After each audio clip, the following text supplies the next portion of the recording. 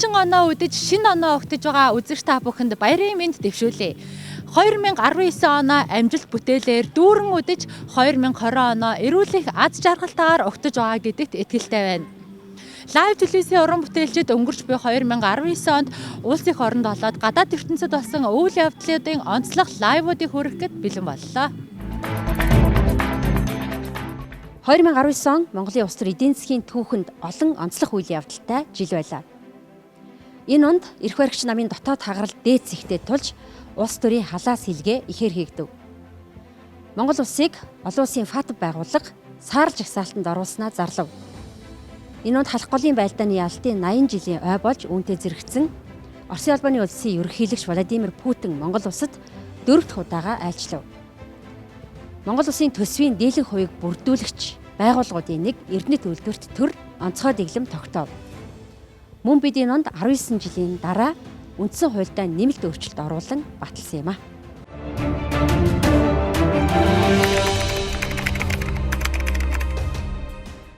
Спатрийн талбай дээр ажиллаж байна.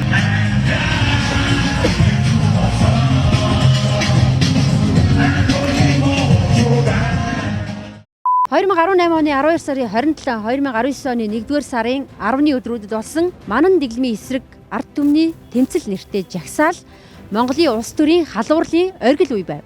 За энэхүү жагсаалыг улсын хурлын нэр бүхий 5 гишүүн зохион байгуулж улсын хурлын дарга энх болтыг огцрохыг шаардсанаар эрх баригч намын дотоод хагарал дээд зэгтээ тулсан үе байв.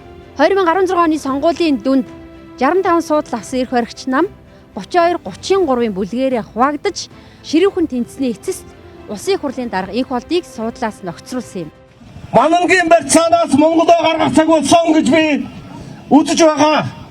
Эрдэнэтийн 49-ыг цагаан суургыг алтай табан богдоос дорны тал хүртэх Монголын баялаг ордуудыг манан бүлэглэл хулгайлчаад дээрэмтчээд байна. Үүнийг даслан зогсоохын тулд би энэ ард түмтэйгээ нэгтгэхээр ирсэн юм аа. 25 жил өнгөтэй өөдтэй бүх баялагийг манан бүлэглэл хамт эцсүүлд нь улс нь хоосон, газрын эвлийн хоосон, байгалийн сүйтгэгдсэн, ард түмэн ядуу, улс нь хагарсан ийм нөхцөл рүү явахыг бид хэрхүүц зөвшөөрөхгүй. Тийм учраас нэн даруй манан бүлэглэлийг зогсоож түүний сүүлийн хамгаалагч болсон улсын хурлын дарга Мегомбын энх болтыг огцрохыг бид шаардж байна. Шаардж байна. Шигээр бид эрчилгээгээ авсан ч бид өмч хөрөнгөө хулгайчдад алдчихжээ. Тэгвэл өнөөдөр Монголын ард түмэн хүнд цуглаж байна. Бид өмчөө буцааж авна. Бид баялгаа буцааж авна. Ахуу! Манан бүлэглэлийг сонсцоо. Монголын ард түмэн баялгаа буцааж авна гэж байна. Ахуу! Энэ бидний яриад шүүмжлээд байгаа манан гэдэг бүлэглэлийн хамгийн бат найдвартай оршин тогтнуулж байгаа хүч нь хууль шүүхийн байгууллагад оршиж байгаа. Өөрсдийн улс төрийн өрсөлдөгчдөө шудраг улсын хонгил, айдсын хонгил руу түлхэж унгаадаг. Өөрсдийгөө ээлжлэн хариуцлагаас авран хамгаалдаг ийм гинжин уруулыг хууль шүүхийн байгууллагад тогтоосон. Энэ бүлэглэлийн загалмайлсан эцэг элбэгд орж 2013 онд шүүхийн шинжил гэдэг нэрийн дор Монголын бүх шудраг шүүгчдийг халжгаад нэг өдөр бүгдийг ажлаас халсан. Өчигдөрхөн сахтын ширээн дээр найранд ордог улсын хурлын гишүүд байдаг гэдэгт их бол дарга итгэдэг байсан. Олон удаа биднэрт санал тавьж, олон удаа дугуй болохыг оролдсон. Гэхдээ өнөөдрийн улс төрчид, өнөөдрийн монголчууд өөр болсон. Бид их бол гэдэг хүнтэй муудаад байгаа биш. Бид шинэ 25 жилийн тогтолцоогоо шинжлэхийг хүсэж байгаа маань. Улмаар энэ жагсаалын дүнд жагсаалыг голлон зохион байгуулсан 5 гишүүн даргын суудалд тугалсан гэж хэлж болно.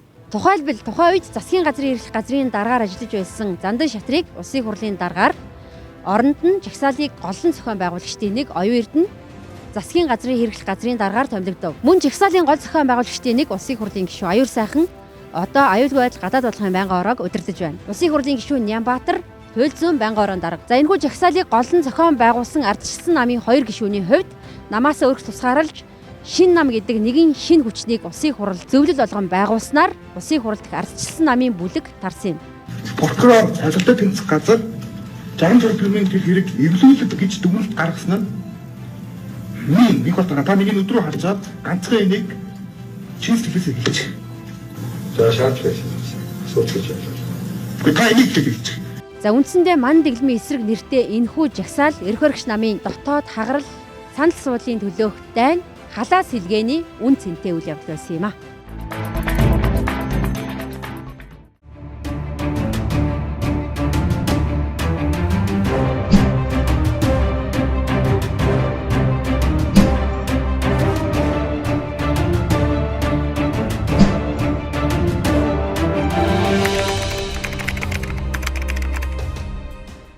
(2019 оны 3 дугаар сарын 6. Энэ өдөр засгийн газар ээж туралдаанаа хийж Эрдэнэт үйлдвэрт онцгой дэглэм тогтоож байгаагаа зарлав. Энэ өдрийн үдээс хойш засгийн газрын эрхлэх газрын дарга оюун Эрдэнэт үйлдвэрийг зорж улмаар Монголын засаг корпорацийн талаас томилогдсон 9 хүний ажлын байрыг битүүмжилж Эрдэнэт үйлдвэрийг төр удирдах болсныг зарласан юм. За энэ үйл явдлыг бид газар дээрээс нь шууд дамжуулан үзүүлсэн нь 2019 оны улс төр эдийн засаг дахь хамгийн онцлог лайвуудын нэг байлаа.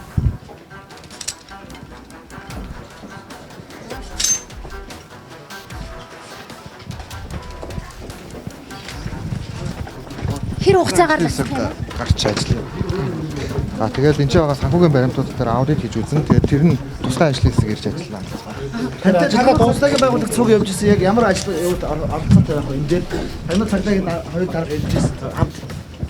Ерөнхийдөө яг холбогдох хуулийн хяналтын байгууллагууд нийтдээ 30 орчим хүний одоо бүрэлдэхүүнтэй юм ажлын хэсэг явж байгаа л да. Ер нь яг онцгой дэглэм гэдэг бол бүтэц бүрэлдэхүүнд өөрчлөлт төлбөрийн хэвийн үйл ажиллагаанд саадчруулж байгаа энэ нөхцөл байдлыг л зогсоохыг хүсэж байгаа. Яг л одоо бол төлөөлөл удирдах зөвлөл нь ажиллахад энэ туйлын хүнд байдалтай болсон байж байгаа тийм ээ. Шүүхтэр одоо ийм нөхцөл байдал үүссэн. За үүнээсээ болоод нөгөө стандарт банкнд төлөх үрийн асуудлыг ярьж чадахгүй, цаашаага Эрдэнэт үйлдвэр бизнес төлөвлөгөөгөө хэвэн явуулж чадахгүй, орон тоон дээр асуудал ярьж чадахгүй, одоо мөнгө захирын зарцуулах эрхэм ч гэсэн тийм туйлын ойлгомжтой нөхцөл байдал үүссэн. За энэ нь өөрөө бас Монгол улсын үндэсний аюулгүй байдал төсөвтэй холбоотой юм чухал асуудал учраас өнөөдөр одоо энэ засгийн газрын ийм холбогдох шийдвэр гарч байна гэж та бүхэн ойлгож болно. Газрын дарга Цэрэн Бадам өрөөгөө хүлээлгэж өгөөд гарч байна. Гэхдээ бид үндсэн хуулиа 1992 онд баталсан. Тэгэхээр үндсэн хуульдаа үл нийцсэн хууль тогтоомж олон улсын гэрээ хэлцээрийг бол бид дагаж мөрдөх ёсгүй. Тэгэхээр би бол үндсэн хуулийн үндсэн зарчмаас гадсан хууль гэдэг утга агуулгаар нөгөө талдаа юу гэхээр нэг удаагийн үйл ажиллагааг зохицуулах шинжтэй хуулиар өнөөдөр Эрдэнэт үйлдвэр дээр одоо тодорхой албан тушаалтнуудыг чөлөөлөх үйл ажиллагааг хийлээ гэж нэгдүгээр ойлгож байна. Эрдэнэт үйлдвэрийн 49%-ыг Монголын талд шилжүүлэх үйл ажиллагаанд хийсэн шалгалтын үр дүнд дээрх үйл ажиллагааг зохион байгуулсан бөгөөд шалгалтын дүнд 24-ийн 2.2 их найт төгрөгийн зөрчил илрүүлсэн гэдгээ засгийн газрын хэрэг эрхлэх газрын дарга оюун эрдэнэ тухайн үед мэдэгдэж байсан юм. За Эрдэнэт үйлдвэр дээр онцгой дэглэм тогтоосон энэ үйл явдалтай зэрэгцээд Худалдаа хөгжлийн банкны төлөөлөл үзүүлэх зөвлөлийн дарга Эрдэнэ бэлэг гүйцэтгэх захирал орхон Монголын засаг корпорацийн гүйцэтгэх захирал Пүрэв төвшин нарыг төр хугацаагаар саатуулсан ч буцаагаад тавьсан байдаг юм. Эрдэнэт үйлдвэр дээр онцгой дэглэм тогтоосон хугацаа өнгөрсөн 9-р сард дууссан ч засгийн газраас онцгой дэглэмийн хугацааг дахин 6 сар сунгаж байгаагаа мэдгдсэн. Гэвч онцгой дэглэм тогтоосноор Эрдэнэт үйлдвэрийн засаглал хэрхэн сайжирч зөрчил хэрхэн арилсан талаар засгийн газраас өнөөдрийг хүртэл төдийлөн тодорхой мэдээлэл өгөөгүй байна. За харин Эрдэнэт үйлдвэрт онцгой дэглэм тогтоосонтой холбоотой гарсан хамгийн онцолж болох хамгийн оновчтой шийдвэрүүдийн нэг нь Just Group-ийн ерөнхийлөгч Батгуугийн Өмнөд Африкийн стандарт банкнд Эрдэнэт үйлдвэрийг барьцаалан тавьсан үрийг багдуулсан явдал юм. За гэхдээ Эрдэнэт үйлдвэрээс гаргуулж төлсөн энэ үрийг одоо болтол Just Group-ээс гаргуулж төрийг хохирлгүй болгож чадаагүй л хэвээр байгаа юм.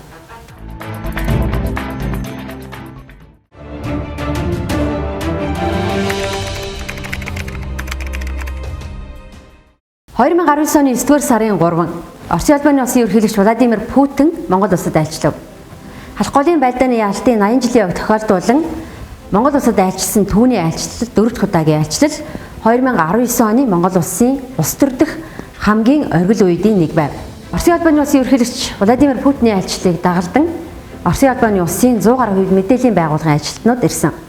Тэрээр нэг өдрийн айлчлалынхаа хүрээнд эзэн Чингис хаан болон маршал Жокийн өшөөнд хүндэтгэл үзүүлж Монгол улсын ерөнхийлөгч Халтмаагийн Баттулгатай хэлцээ хийсэн юм. Айлчлалын хүрээнд Орос-Монгол улсын харилцааг стратегийн иж бүрэн түншлэлийн хүрээнд аваачсан. За түүнчлэн Оросын албаны улсаас Монгол улсад үзүүлэх цэрэг техникийн буцалтгүй тусламжийн хугацааг сунгаад Оросын албаны улсаас Монгол улсад 100 тэрбум рублийн зээл олгосон зэрэг маш олон амжилттай үр дүнтэй айлчлал болж өндөрлсөн юм а.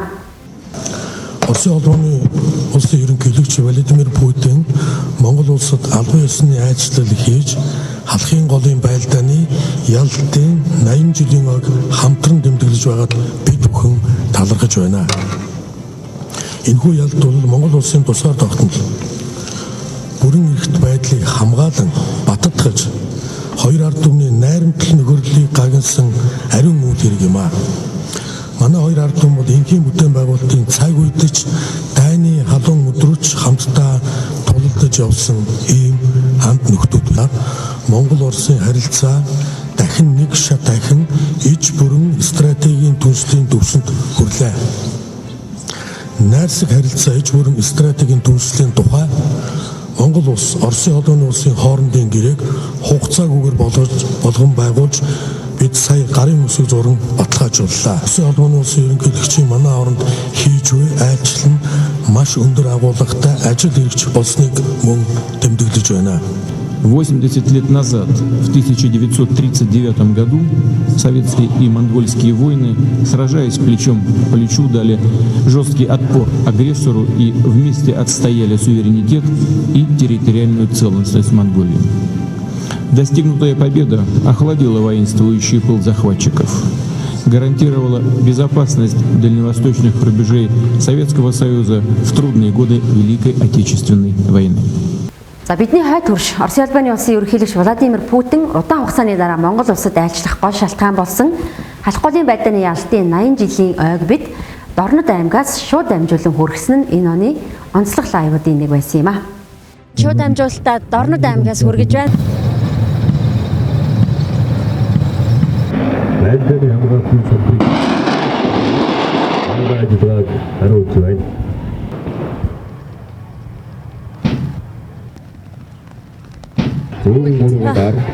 За үзэгчдээ яг одоо энэ байлдааны сургуултыг үзэж байгаа иргэд бол хэдийн бүсээ нэвтрээд гүйлдээд орж иж байгааг үзэж та бүхэн харж байгаа бах.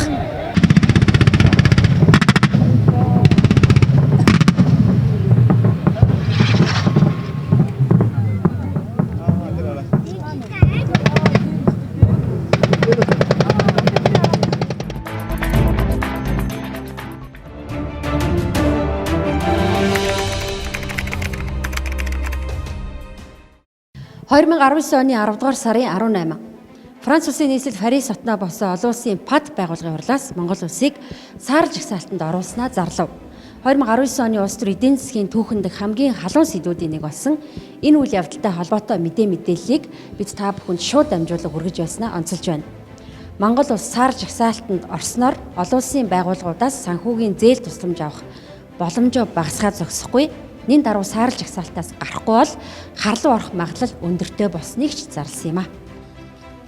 Монгол улс саарл жагсаалд орсон үндсэн дөрвөн шалтгаан нь хууль зүйн дотоод хэргийн сайд, сангийн сайд, Монгол банкны ерөнхийлөгч, санхүүгийн зохицуулалт хорооны дарга нарын ажилдаа хайн ханддаг, популизмаар ажил хийдэгтэй шууд холбоотой гэдгийг арчсан биш, олон улсын байгууллагад өгнөж дэлхийд дахина дүнгээ зарласан. Ингээд гадаад төлбөр тооцоо одоо карт гацаад эхлэнэ гээл одоо тийм ингээл тийм. Тэгэхээр энэ бол шууд шалтгаан биш. За тэр одоо манай дотоодын банкуд байна, гадаад банкудаар дамжуулж хийгддэг корреспондент харилцаанууд нь бол маш их хөнөгдөж ирж байгаа сүүлийн өмнө 4-5 жил. За энэ бол шууд энэ саарл жагсаалттай холбоотой асуудал ерөөсөө биш. ПАД Монгол улсыг мөн угаах, терроризмтэй тэмцэх шийдвэрлэлтэй сайжруулах, банкуд актив хөрөнгөө нэмэгдүүлсэн их усүрээ тайлбарлах зэрэг хэд хэдэн шаардлагыг тавьсан. За энэ үйл явдал болсноос хойш 3 сар гаруй хугацаа өнгөрсөн ч баярт сайхан санхүүгийн зохицуулах хорооны дарга даваа сүрэн нарыг ажлаас нь халснаас өөр дөрвтэй ажил хийсэнгүй. Нэг үгээр Монгол улсыг саарл жагсаалтанд оруулсан гол буруутай хүмүүс хариуцлага хүлээлгүй үлдэж эх онд саарл жагсаалтаас гаргана гэсэн амлалттай л үлдэв. Драт ч юм уу паниктуулаад ханш дээш нь хөөргөд байх шаардлага байхгүй болов гэж бодож байгаа. Энэ учраас бол одоо олон нийтийн яриад байгаа тэр картын төлбөр тооцоо ч юм уу олон улсын төлбөр тооцоо зогсох, карт үйлчлэхгүй байх, Монгол улсад валютын урсгал орж ирэхгүй байх гэсэн ийм болгоомжлол бол байх хэрэггүй. За энэ бол ирээдүйд бий болох маш их баялагийг бол хязгаарсан Монгол хүмүүнд бол хамгийн их одоо хор учруулсан ийм үйл болсон гэдгийг нийт олон түмэн сайн ойлгох хэрэгтэй. Монгол улс олон улсын валютын сангийн хөтөлбөртэй байгаа үед саарл жагсаалтанд орно гэдэг бол байж болохгүй зүйлээ гэдэг олон улсын байгууллагууд гайхаад байна шүү дээ. Одоо цаг алга 6 сарын дотор бид нар яаралтай юу хийх ёстой? Өөрчлөлт хийхгүй бол энэ 6 сарын дотор бид харлуу орох юм бол тэгэл хойд солонгос боллоо шүү дээ.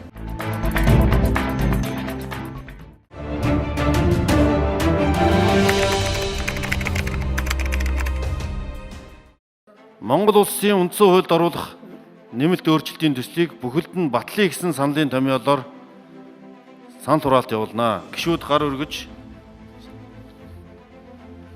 саналыг танилцуулнаа. Гормын саналаа дараа нь танилцуулж байгаа. За, гишүүд гараа өргөнө үү? За, баталгаажуулнаа. Босчуулна. Чуулган 63 гишүүн оролцож 63 гишүүн дэмжиж 100% буюу Монгол улсын их хурлын нийт гишүүний 4/3-аас дээш хувь нь батлах санал өгсөн тул Монгол улсын үндсэн хуульд оруулсан нэмэлт өөрчлөлт батлагдлаа.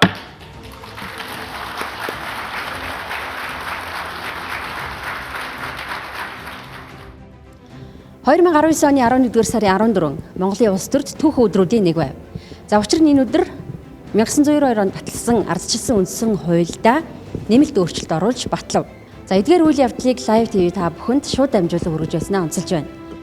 Хамгийн гол одоо үндсэн хуулиар тогтоодог нэг зүйл бол төрийн байгууламжтай холбоотой хэсэг байна. Өөрөөр хэлэх юм бол төрийн эрх мэдлийн хуваарлалтай холбоотой энэ зүйлүүдтэй бодиттой өөрчлөлтүүд оруулсан. Бас нэг гол зүйл бол шүүх эрх мэдэлтэй холбоотой. Яг эсвэргээрээ би тодруулж хэлэх гэж байгаа. Шүүх эрх мэдэлтэй холбоотойгоор Монгол улс бодитоогоор 1992 оны үндсэн хуулийг баталж байх үед одоо нүүбийн шинжээчдээс өгж ирсэн тэр зөвлөмжийн дагуу магадгүй 27 жилийн дараа тэр зөвлөмжийг л бодит байлгаж байгаа юм л да.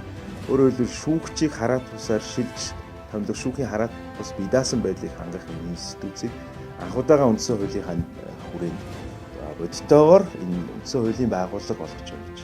Яг бодитоогоор ерөнхийлөгчийн бүрэн эрхийн асуудлыг хэрхэн яаж зохицуулах юм бэ? Ялангуяа төрийн эрх мэдлийн хяналт тэмцлийн хүрээнд үндсэн хуулиар үндсэн бүрийн эрхийн хүрээнд олгогдоогүй зүйлийг хуулиар нэмсээр байгаа одоо 46 хуулиудад бүрийн эрх нь орчихсон байгаа энэ асуудлуудыг хэрэг дээрээ хязгаарлаж байна. Өөрөөр хэлбэл үндсэн хууль заасан үндсэн бүрийн эрхийн хөлийг л зөвхөн хуулиар олгож болно гэдэг юм агуулгын маш том өөрчлөлт орж байгаа. Тэгээ энэ нь эргээд харах юм бол одоо ерөнхийлөгчд үндсэн хуулиар олгогдоогүй маш олон тэр дундаа нөгөө томилгоотой холбогдох янз бүрийн бүрийн эрхүүд бол магадгүй нэг хязгаарлагдах боломжууд үүснэ. Гишүүнийг эргүүлэн татах асуудал бол ер нь 92 оны үндсэн хуульд байж ирсэн зүйл. Өөрөөр хэлбэл эцсийн дүгнэлтийг үндэслээд улсын хурлыг эргүүлэн татаж болно. Зүгээр энэ дээр бол процедурын шинжтэй зүйлүүд бол оруулж ирсэн, тодруулж өгсөн зүйл байгаа гэж хэлмээр байна. Өөрөөр хэлэх юм бол үндсэн хуулийн зэс тогтоосны дараагаар энийг эргүүлэн татах, тангарагасаа нэтсэнтэй холбоотой энэ асуудал байх тохиолдолд эцсийн дүгнэлтийг үндэслээд улсын хурл эргүүлэн татдаг энэ зүйлүүдийг одоо процедурын шинжтэй заалтууд бол орсноороо энэ нь илүү тодорж байна гэсэн. За 59 дугаар зүйлтэй холбоотой зүйл бол хэрэг дээр Монгол улсын хувьд засаг захиргаа нутаг дэвсгэрийн нэгждэх өөрийн удирдлагын асуудлыг нэлээд өөр түвшинд болгох гол үндэслэл бий болж байна. Хамгийн том үндэслэл нь юу вэ гэхээр засаг захиргаа нутаг дэвсгэрийн нэгждэх өөрийн удирдлагыг хэрэгжүүлэхэд эдийн хурлууд, эдийн нийтийн хурлууд байгаа. Түүний чөлөө цагт хэрэгүүлэгчд байна гэж нөгөө өмнөх тогтолцооноос орж ирсэн нөгөө төлөөлөгчдийн одоо илүү их хэрэгтэй юм зарим нэг төлөөлөгчдийн байх энэ зүйлийг бол хассан шүү дээ. Өөрөөр хэлбэл иргэдийн төлөөлөгчдөд л тэнд шийдвэр гаргана. Иргэдийн төлөөлөгчдөд л энэ одоо хамт хуралдаж асуудлаа шийдэж яах гэдэг ийм агуулга тодорсон байна. Сайн талаас нь их юм бол жишээлбэл 2000 оны нэмэлт өөрчлөлтийн нэг хэд хэдэн тийм одоо алдаатай байсан зүйлүүдийг буцаж залруулсан. Чухал бол улсын хурл бол байнгын ажиллагаатай биш байсан, буцааж байнгын ажиллагаатай болгосон. 20 хууль тогтолцоогоос буцаагаад улсын хурлын гишүүд олон хувь 39-ээр хууль тогтдог болсон ч гэдэг. Ингээ сайн тал бол би зүгээр миний өнцгөөс харахад эргээд болгоомжтой зүйлүүд бас байна. Өөрөөр анхны өргөн барьсан төстөөр батлагдсан бол илүү хүүгэн бол тийм сайн зүйл авчрах гэсэн зүйлүүд маань харамсалтай нь хилцүүлэг явцад гів алга болсон. Уг нь бол анхныхаа төстөөр шинэ огцруулах ерөөсөө шинэрлэх ерөөсөө хамтдаа ороод ирэх юм бол ийм засар хахгүй. Янз бүрийн байдлаар дараа нэгээд ерөнхий сайдын марафонд гарахгүй тий. Тэгэхээр ерөнхий сайдын эрэлт гараад хайдаг юм руу орохгүй байх байсан юм аа. Тэгээд энийг бол харамсалтай хилцүүлгээс алга болсон харамсалтай гэж харж байгаа. За нөгөө талдаа яг хуу сүүлд нь яг энэ улс төрийн утгаараа биш шатад ардс намын зөвлөлийн сандаа тэр ерөнхий сайд бага бүрдүүл асуудал байна. Тэр үгээр би зөв санаж байна. Парламентын засаглалтаа болсон бол ерөнхий сайд өөрийнхөө бодлогыг хэрэгжүүлэх багийг буюу кабинетаа гишүүдийг сайдад томилдог байх хэрэгтэй. А энэ эрхийг нь бол сүүлд бол оруулсан нь сайн. Гэхдээ шууд томилохгүй ерөнхий сайд болох гэж байгаа хүмүүсийг улсын хурл болоод ерөнхийлөгчид танилцуулснаар ерөнхий сайдаар томилж өгөх хэрэгтэй болж байгаа. Энэ бол сайн зөв гэж харж байгаа. Тэгэхээр үндсэн хуулиар чигээд ерөнхий ингээд нэг суур зөв арга саал зангиддаг болохоос биш тэрэн дотор нь юу авах гэж бусад хуулиар шийдэн шүү дээ. Тэр утгаараа ерөнхийдөө бол одооны үндсэн хууль бол би нийгмийнхаа зөв аргасыг парламентын засаглалын зөв аргасыг арчилсан тогтолцоог зөв суурийг би тавьсан гэж харж байна. А тэр чинь бусад хуулиар засгийн газрын хуулиараа, цэцгийн хуулиараа, улсын хурлын тухай хуулиараа, шүүхийн хуулиараа залруулаад засаад илүү сайн болгоод явах боломж байгаа шүү дээ. За 1992 онд баталсан ардчилсан үндсэн хуулийн 19 зүйл 36 хэсэгт өөрчлөлт оруулан баталсан энэхүү нэмэлт өөрчлөлтийг 2020 оны 5 дугаар сарын 25-ны өдрөөс дагаж мөрдөхөөр хуульчлав. Үндсэн хуулийн нэмэлт өөрчлөлтөөр засгийн эрх хэмжээг нэмэгдүүлж, засгийн газрын тэргуун танхимаа өөрөө бүрдүүлдэг байна. За түүнчлэн засгийн газрын тэргуун ерөнхий сайд болон засгийн газрын гишүүн дөрвөөс дээшгүй хүн улсын хурлын гишүүний албыг давхар хашиж болно. За мөн улсын хурлын гишүүдийн 4/1-ээс доошгүй хувь нь засгийн газрыг огцруулах бичгийг өргөн барьж улсын хурлаар 3 удаа хилцүүлж 10 хоногийн дотор шийдвэрлэх заалтыг тусгаж өгсөн юм. Ерөнхийлөгчийн насны хязгаарыг 50 нас болгон нэмэгдүүлж 2 удаа бус 1 удаа 5 жилээр сонгогддог зохицуултыг хийж өгсөн. За үүнээс гадна шүүх засаглалын хараат бус байдлыг нэмэгдүүлж шүүхийн сахилгын ороо ажилуулна. Улс төрийн ном байгуулахаар бол нийт сонгуулийн насны иргэдийн 1-ээс доошгүй хувийн дэмжигчтэй байх заалтыг тусгаж өгөв. Стратегийн ач холбогдол бүхий орд газрын дийлэнх олонх нь төрийн өмч ард түмний мэдэлд байна зэрэг олон өөрчлөлт, дэвшилтүүд энэ үндсэн хуулийн нэмэлт өөрчлөлтөд тусгагдсан гэж хэлж болно.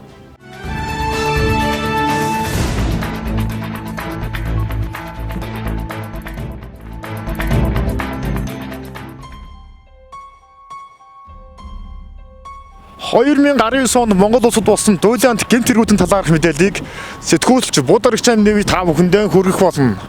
2019 онд Монголын хууль шүүхийн байгууллагууд тагнуулын ерхий газрынхаа даргыг шүүхийн ширээнд суулгаж чадсан бол Монгол улсын үндсэн хуулийн цэцгийн дарга од баярыг бэлгийн дарамт үзүүлсэн хэрэгээр Солонгосын прокурорд ялалж чадсан билээ. За одоо ингээд хувцсын тайлуулаад халуун цуваа хийлгэж өдөр шөнөгүй энэ хүнийг зохиомл хэрэгээр хүлээлгэхийн тулд тамлан яргалж байгааг нэг хэлбэр. За тэр жорлондоо шээж баан. Шээс баасын толгой дээр гасан.